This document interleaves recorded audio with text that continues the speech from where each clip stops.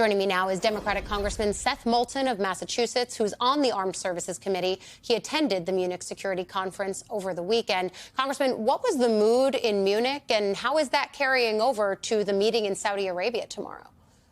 Well, let me just talk about the mood, Ali, in the room for that speech. It was one of absolute shock among our European allies, among basically everyone in the audience. I think many of us Americans just felt totally embarrassed as VP Vance delivered really not a speech, but a condescending lecture about the fundamental tenets of democracy to our European allies. And what was most remarkable is just how hypocritical this speech was. He talked about respecting election results. He talked about not jailing your political opponents, and he talked about not censoring the media.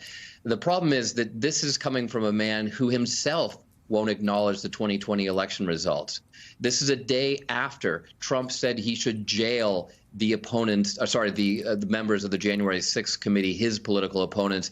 And this administration just kicked the AP out of the Pentagon and is censoring dozens of words from government publications, keeping Americans in the dark while they take reams of data off the internet. So the utter hypocrisy was met with a room full of hundreds of people, a couple hundred people, and about 5 of them applauded. I think 4 of them were Chinese. It was only the Chinese and the Russians who liked the speech. The Russian foreign minister actually came out and praised the speech. That's the only praise you've heard about what VP Vance had to say. Notable when you break down the response like that. And so as someone who was in the room, both hearing that and then the reaction from world leaders, the word I keep hearing is stunned. What did you say to them in response about this next era of American foreign policy led by President Trump? Well, of course, in private, the Republicans that I was with at the conference were embarrassed by this speech as well. They're very scared of Trump, so they're reluctant to say anything in public. I did hear Senator Wicker notably say some things publicly, which was good to hear. But what happened in the meetings to follow were Democrats and Republicans from the congressional delegation, House and Senate, sitting with European leaders and trying to reassure them, and trying to say Congress here is united in a bipartisan way with Ukraine. We stand with Ukraine. We do not approve of the administration's moves to negotiate just with Russia. We don't approve of what Secretary Hegseth, the Fox News personality, did just a day before, basically selling out the Ukrainians by giving away our biggest leverage in the negotiation, saying that it was unrealistic for Ukraine to get its sovereign borders back and for Ukraine to ever join NATO. So what the delegation was trying to do is make up for the administration, but the result was chaos. And our European leaders, with whom we have stood strong in NATO to prevent wars in Europe ever since World War II, they feel really lost and they feel abandoned as allies. But you once again bring up a scenario that may seem familiar to viewers. It certainly feels familiar to me as a reporter in Washington, this idea that privately Republicans are having different reactions than they are willing to have publicly. I do take the point that Senator Wicker at least offered some public on-the-record criticism in Munich around the way that Pete Hegseth had been talking about the potential concessions to end the Ukrainian conflict. But where does that leave your Republican colleagues there? And is this one of the issues that they might be willing, should the Trump administration continue down this path of reorienting towards Russia? Is this an issue where they might be willing to offer some rare condemnation publicly? Well, I would certainly hope so, because freedom and democracy but did they tell you that? The future stability of Europe are on the line. But no, they didn't tell me that, because frankly, they're being cowards. They're really just so scared of Trump.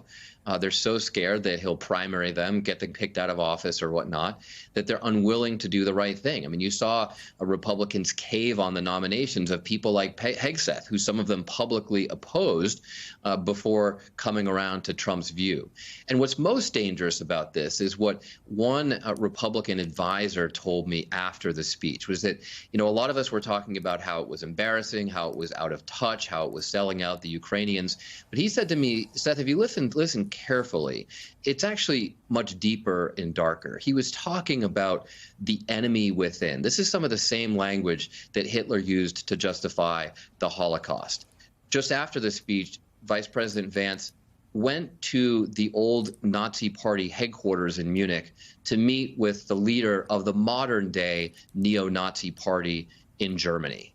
So what was bad at Munich could actually get worse. this is a very, very dangerous administration. I think our European allies are just coming to terms with it. The Republicans in Congress have yet to find the courage to do something about it back here at home. I do want to take it back to home turf politics, even amid that dire warning that you issue, because you've been critical of your party, specifically after losing the 2024 election that brings us to this current place. Have you seen any substantive changes within the Democratic apparatus since the election? It's certainly moving in that direction.